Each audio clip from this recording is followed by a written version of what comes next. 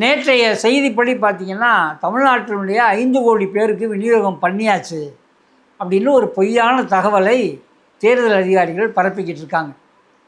ஆனால் என்ன நிலைமைன்னு கேட்டிங்கன்னா, ஒவ்வொரு பாகத்துலேயும் ஒரு 900 ஓட்டு இருக்குன்னு சொன்னால் ஒரு 500 பேரை பார்த்து இருக்கிற வீடுகளுக்கு படிவங்கள் கொடுத்துட்டாங்க. ஒரு 300க்கு மேலே 400க்கு மேலே இருக்க படிவங்கள் அந்த முகவரிகளில் ஆட்கள் இல்லை.